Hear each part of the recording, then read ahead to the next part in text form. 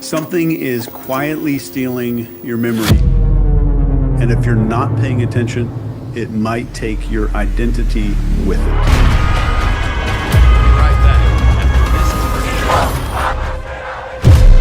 This isn't a crisis that you're going to see on the news.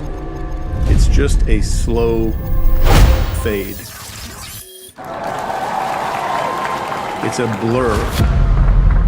It's literally mass amnesia.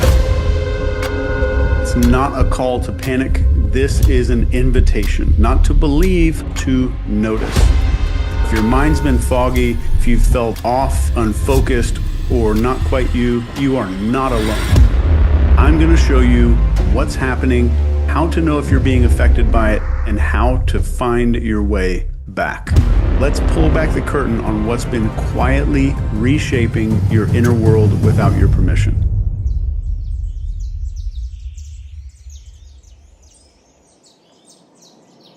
Most people think they're making choices, what to read, what to feel, what matters. What if it's been curated? These algorithms know exactly what sparks your anger, what's going to piss you off. They know when you're lonely. They predict the moment that you're going to crave attention. Once they know that, they don't just show you what you want. They build who you become. AI doesn't wait to see who you are. It decides which options that you will even see. The news, the trends, you are being led somewhere. A reality manufactured by code that you will never read and systems that you never really consented to. This isn't just manipulation. That is a structural erosion of self, of identity. Our instincts start to dull, our beliefs soften into a silence, and it's not done through force. First, you feel numb, constantly reactive. You might swing between apathy and agitation without a lot of clear causes for it. That is a nervous system that is overstimulated by artificial inputs. We are scrolling, swiping, clicking, and reacting. Our brains were never meant for this much input. Being alone with no music, no internet feels almost unbearable. And modern neuroscience shows us that without deep, undistracted focus, our brains can't transfer short-term experiences into long-term memory. It's like our lives are now being written in disappearing ink. You might not be able to recall conversations or moments or maybe a feeling from last year. That is not just stress. It is a breakdown in memory encoding. 1 degree here, another forgotten moment somewhere else. Your attention fragments. Psychologists call this cognitive drift, but in this era, it's something darker. You don't just forget moments. You forget identity. You forget yourself. How do you know if this is happening to you? Maybe you used to be curious or passionate or driven, and now those traits just feel like something distant that you can't grab anymore. You start to believe that none of it matters. Meaning starts fading and apathy starts spreading.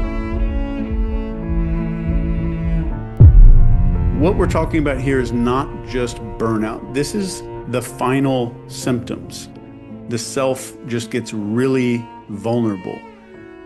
And at this moment, you are ready to be rewritten. And they can write that story for you. So if any of that hit close to home, don't panic. This means that something inside of you still remembers. And if there's memory, that means that there is a way back. So there are 6 steps to starting to remember your way back. Step 1, see the fog. Every reach for your phone, every scroll, start tracking the stuff. Don't fight the trance, just notice the trance. The fog loses power when you can see it and you're aware of it. Step 2, drop the mask completely. Our world wants you to be obsessed with how people perceive you. This culture wants you to be fearful of what people think. Say 3 true things that you've never said before, even to yourself. Step 3, get into your body. Return to the instrument of your being, more in tune with your body. Get mindful, feel your ribs move, breathe like it's your only job. Step 4, returning and recovering what you buried. Dream or a passion or some wildness that was inside of you, that was exiled. It was not extinguished. Step 5, make the ordinary things sacred. Your words shape the future. This is not mysticism. This is neuroplasticity. You're getting your brain back. Step 6 is leave a trail. Write down 1 sentence. Tape it anywhere that you're going to see it. Something that says, I was here and I remembered. That might sound ridiculous, but if you even try this for a couple of days, I want you to comment down below what happened having that weird phrase put up where you could see it. So before you go back into your life, before the noise starts to creep back in, I want to leave you with something important. And it's not a warning, it's not a solution, it's a couple of questions. And once these questions are planted inside you, they might never let you rest the same way again. What parts of me have I already forgotten? What instincts started to grow quiet? What dreams did I have that grew small? What parts of myself have I lost? Not because I changed, but because I stopped remembering those parts. And if some of those pieces are missing, I want you to answer each one of those with a follow-up question of, did I let them slip away, or did something take those from me? So memory isn't lost all at one time. Memory is chipped away, and it's 1,000 little compromises over the course of a period of time. And it happens over and over, tiny compromises, until you wake up and you no longer recognize the shape of your own mind.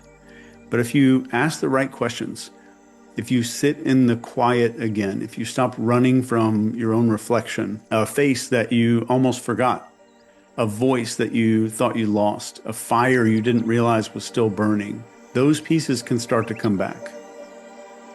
You were never fully erased, only hidden. And memory always knows how to find its way home. And here's the part that they hope you never figure out. If they can fracture your memory, they can fracture your identity. And if they fracture your identity, they don't need to control you anymore. You're going to do it for them, by yourself. And that's not paranoia. That is a real blueprint. Once you stop remembering, you'll buy any story that they give you. You'll think it was always this way. You'll think your silence was even your idea. You'll think the numbness is life. But here's the truth that they absolutely cannot delete. Behind that fog, you are still in there. You're not lost. You don't need a guru. You don't need another system. You don't need to escape the matrix. You just need to remember what they worked so hard to make you forget. Your thoughts are your territory. Your attention is your weapon. And your memory is the map. And above all of this, your sense of self is not theirs to edit. So if something inside you shook a little while watching this, if your gut tightened up, if your eyes maybe burned a little, if you felt like someone just turned a light on in a room that you forgot existed, that wasn't me waking you up. That was you. I'm just pointing toward the exit, and I'm asking you to do one thing. I want you to remember. And whatever you do, don't go back to sleep.